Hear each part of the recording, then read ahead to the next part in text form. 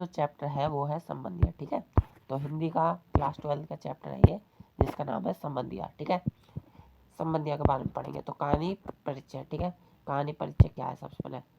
तो प्रत्युष कहानी में संबंधियाँ फणीश्वरनाथ रेणु, ठीक है, रेणु कहते थे उन्हें, ठीक है, जो कहानी के रचयिता हैं। ठीक है, इस कहानी में मानवीय संवेदना की गहन अभिव्यक्ति हुई है। ठीक है, और रेणु ने विपत्र बेसहारा सहनशील बड़ी बहुवरिया की असहाय स्थिति, उसकी कोमल भावनाओं, मानसिक यातना तथा पीड़ा का मार्मिक चित्रण किया। यानी कि इस कहानी में जो बड़ी बहुवरिया होती हैं उनके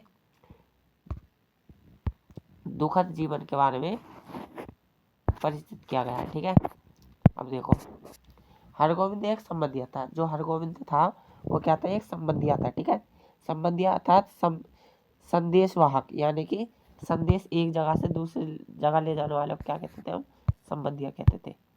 यानी कि ये है कोई संबंधिया, तो ये एक गांव में था, तो वो दूसरे गांव, ये मान लो एक गांव 1 है और ये दूसरा गांव है। ठीक है, तो ये यहाँ से संदेश लेकर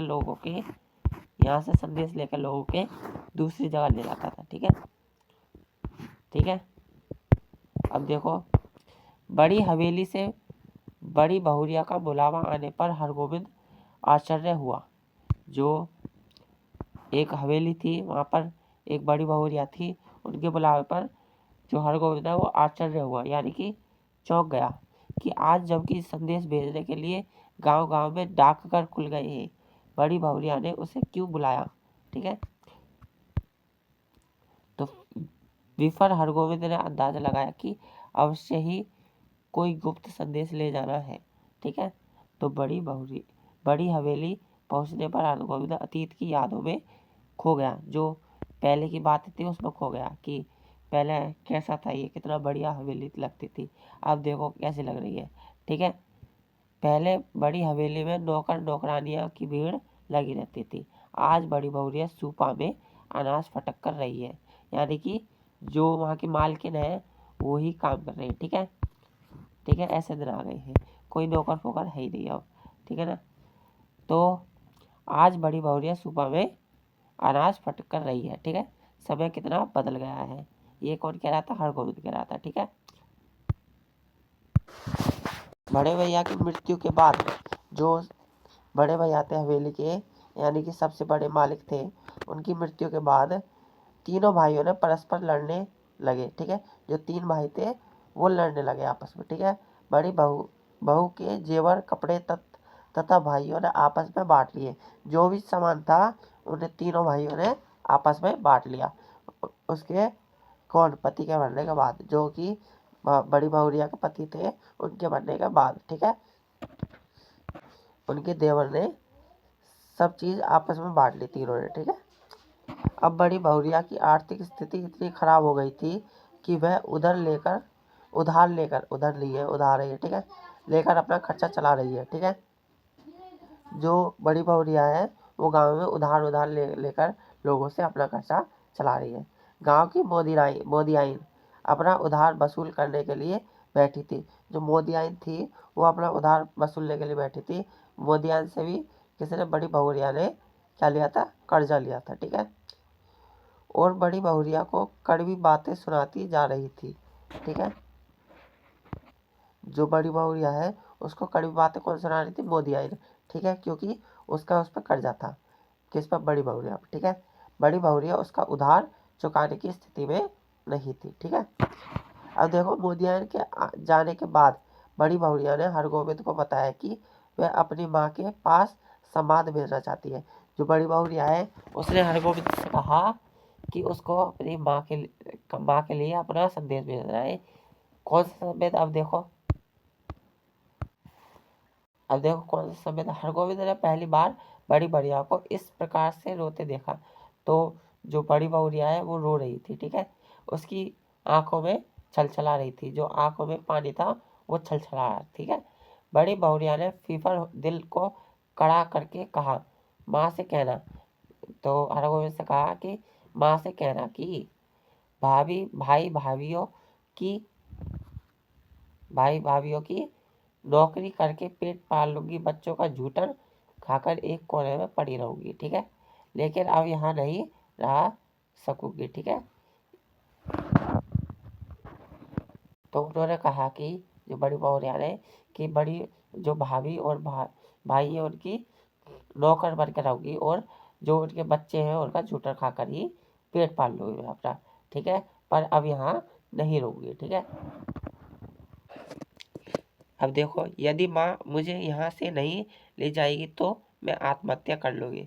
अगर कोई मुझे यहाँ से नहीं ले जाएगा तो मैं क्या कर लूँगी? आत्महत्या, ठीक है। बथुआ साग खाकर कब तक जीऊँ, किस लिए जीऊँ, किसके लिए जीऊँ, ठीक है। ये सब कौन कह रही थी? बड़ी बहुरिया कह रही थी। अब देखो, हरगोविंद बड़ी बहुरिया के प्रति उसके देवर देवरानियों को व्यवहार को जानता था। जो देवर देवराव के व्यवहार थे उनको वो जानता था, ठीक है। ये देवर देवरानियां है, देवरा नहीं है, देवरानियां, ठीक है। तो उसका रोम रोम कलपने लगा, ठीक है, जो उसका रोम रोम है कलपने लगा, ठीक है। बड़ी बहुरिया की दुर्दशा देखकर उसने मन बहुत दुखी हुआ, जो उसका मन था बहुत ज़्यादा दुखी हुआ। बड़ी बहुरिया हरगोविंद के जाने के रह खर्च के लिए मात्र 5 रुपए जुटा पाई। तो उसके जाने के लिए जो हरगोविंद का जो खर्चा था उसके लिए वो कितने रुपए अर्जित कर पाई? सिर्फ 5 रुपए, ठीक है। तो हरगोविंद ने यह कहकर रहा खर्च लेने से इनकार कर दिया कि रहा खर्च का इंतजाम वह स्वयं कर लेगा, ठीक है। जो जाने का खर्च है वो स्वयं कर लेगा और जो आने का है वो भी स्वयं ही वो कर लेगा, ठीक है। तो संबंधिया अर्थात संदेशवाहक का कार्य प्रत्येक व्यक्ति नहीं कर सकता, ठीक है। यह प्रतिभा जन्मजात होती है। ये प्रक्रिया क्या होती है? जन्मजात होती है। संबंधिया को संवाद का प्रत्येक शब्द याद रखना होता है, ठीक है। जो भी शब्द जिसने बताए हैं संबंधिया को, वो A to Z उसे दूसरी जगह बताने होते हैं जहाँ पर मैसेज देना होता है उसे, ठीक है। तो उसी सुर और स्वर में ठीक ठीक ढंग से संवाद सुनाना आसान नहीं है, ठीक है, आसान काम नहीं है, ठीक है ना। परंतु संबंधिया के विषय में गांव वालों की धारणा कुछ और थी। गांव वाले क्या समझते थे संबंधिया को? कि ये पेटू निठल्ला है, ठीक है, जिस पर कोई काम नहीं होता वही इस काम को करता है। ये सब अवधारणाएं थी। परंतु व्यक्ति जिससे ऊपर कोई पारिवारिक जिम्मेदारी ना हो, ये सब क्या समझती थी? ये सब जनता समझती थी, गांव वाली, ठीक है। तो क्या क्या है देखो, धारणा क्या क्या थी उनके अनुसार? निठल्ला, पेटू और कामचोर व्यक्ति ही संबंधिया का काम करता है, ठीक है, जो भी मैंने बताया। ऐसे व्यक्ति जिसके ऊपर कोई पारिवारिक जिम्मेदारी ना हो, ठीक है, जिसके ऊपर परिवार की जिम्मेदारी कोई हो ही ना, ठीक है, वही इस काम को कर सकता है। गाँव वालों के अनुसार संबंधिया औरतों की मीठी मीठी बातों में आ जाता है, ठीक है, तथा मेरा मजदूरी के लिए ही कहीं भी संवाद पहुंचाने के लिए तैयार हो जाता है, ठीक है। ये सब अवधारणाएं थी, ये आ सकता है। पति की मृत्यु के बाद बड़ी बहुरिया हो गई थी, ठीक है। वह अभावग्रस्त एवं कष्टमय जीवन व्यतीत कर रही थी, यानी कि बहुत दुख में अपना जीवन व्यतीत कर रही थी, जी रही थी, ठीक है। हरगोविंद के मन में कांटे चुभन का अनुभव हो रहा था। जो हरगोविंद है उनके जो शरीर में कांटे से चुभ रहे थे, जो बड़ी बहुरिया सुना रही थी, ठीक है, क्योंकि उसे बड़ी बहुरिया के संवाद का प्रत्येक शब्द उसे याद रखना पड़ रहा था, ठीक है, ठीक है। अब देखो, उसके संबंध में उसका हृदय की वेदना, उसकी बेबसी, उसका दुख झलक रहा था। जो उसकी क्या क्या है देखो, वेदना, बेबसी और दुख झलक रहा था, ठीक है। हरगोविंद उसके पीड़ा को अपने भीतर समा रहा था, ठीक है, महसूस कर रहा था, ठीक है। मन की इस चुभन से छुटकारा पाने के लिए उसने अपनी सहयात्री से बातचीत करने का उपाय लिया, ठीक है। जो उसके साथ ट्रेन में बैठा था उसके साथ हरगोविंद ने बात करने की प्रयास की कि जो उसके माइंड में जो भी बड़ी बहुरिया ने जो भी कुछ बताया है उससे वो और कुछ सोच सके, ठीक है। तो इसलिए अब देखो, लोग संबंधिया की बहुत खातिरदारी करते थे। जो संबंधिया होता है जिस भी जगह जाता था उसकी बहुत अच्छी खातिरदारी होती थी। उसे वो खवाते थे, पिवाते थे, फिर वहीं पर लेटाते थे, आराम विश्राम करने के लिए देते थे, ठीक है। उसे पकवान, अच्छे अच्छे पकवान खिलाते थे, ठीक है। उसे बहुत सम्मान देते थे क्योंकि वह लंबी यात्रा करके उनके प्रियजनों का संदेश लेकर आता है, ठीक है। उसे अच्छी तरह भोजन कराया जाता था। भरपेट भोजन करने के बाद संबंधिया की यात्रा की थकान उतारने के लिए उसे रेस्ट जाता था, यानी कि नींद सोता था, ठीक है। रेस्ट दिया जाता था उसे कि आप आराम कर लो। विश्राम करने के लिए एक जगह दी जाती थी। परंतु बड़ी बहुरिया के मायके पहुंचने पर जब हरगोविंद के सामने कई प्रकार के व्यंजनों से भरी थाली, यानी कि पकवानों से भरी थाली आई तो उससे खाया गया नहीं, क्योंकि वो एक दुखद खबर सुनाने वाला है, ठीक है। उसे ही रह रहकर बड़ी बहुरिया का ध्यान आ रहा था कि वह बथुआ साग उबाल कर खा रही है। जो बड़ी बहुरिया है वो क्या खा रही थी, बथुआ साग उबाल उबाल खा रही है, और मैं यहाँ पर पकवान खा रहा हूँ, ठीक है। तो बड़ी बूढ़ी माँ ने बहुत आग्रह किया, वह हरगोविंद से ज़्यादा खाया ही नहीं गया, ठीक है। जो उसकी माँ थी बड़ी बहुरिया की, उसने बहुत आग्रह किया कि और खा लो, परंतु उससे और नहीं खाया गया, ठीक है। हरगोविंद बड़ी बहुरिया का सही संदेश बूढ़ी माँ को नहीं सुना पाया। जो बड़ी बहुरिया का संदेश है उसको नहीं सुना पाया। इसी चिंता में रात भर उसे नींद नहीं आ रही थी। उसके मन में विचारों का संघर्ष चल रहा था। हरगोविंद के मन में बड़ी बहुरिया और अपने गांव के प्रति बहुत सम्मान था, ठीक है। वह बड़ी बहुरिया को गांव की लक्ष्मी मानता था। जो बड़ी बहुरिया उसको क्या मानता था, गांव की लक्ष्मी मानता था, ठीक है। वह सोच रहा था कि वो क्या सोच रहा था कि यदि गांव की लक्ष्मी में ही गांव से छोड़कर मायके चली जाएगी तो गांव में क्या रह जाएगा। वह किस मुंह से संदेश दे कि बड़ी बहुरिया उसके गांव में बथुआ साग खाकर गुजारा कर रही है। वह कष्ट में है। जो हरगोविंद है वो क्या है, कष्ट में है, इसलिए उसे अपने पास बुला लो।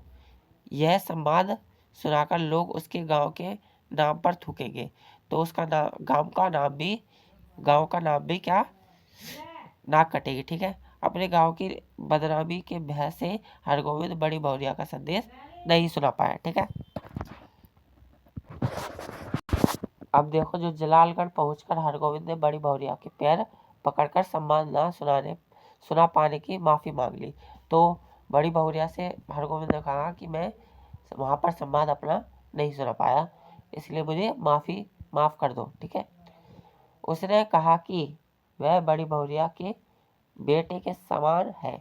जो हरगोविंद है उसने कहा कि मैं आपके बेटे के समान हूँ, ठीक है। बड़ी बहुरिया उसकी माँ के समान है, ठीक है, पूरे गांव की माँ के समान है, ठीक है।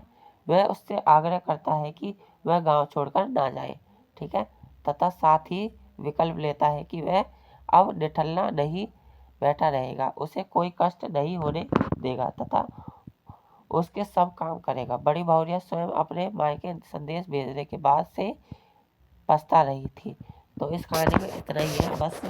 तो आप ये चीज़ ध्यान रख लेना कि हरगोविंद के गांव का नाम क्या था, जलालगढ़, ठीक है। हरगोविंद कौन था, एक संबंधिया था, और बड़ी बहुरिया कौन थी, बड़ी बहुरिया कौन थी, हवेली की मालकिन, ठीक है। और मोतियाई कौन थी, मोतियाई से बड़ी बहुरिया ने क्या लिया था, कर्जा लिया था, ठीक है, मोती आइन, ठीक है। तो इतना ही चैप्टर है, ये ज़्यादा बड़ा नहीं है और आसान भी है। ओके, तो आज की क्लास में इतना ही, मिलते हैं नेक्स्ट क्लास में, ठीक है।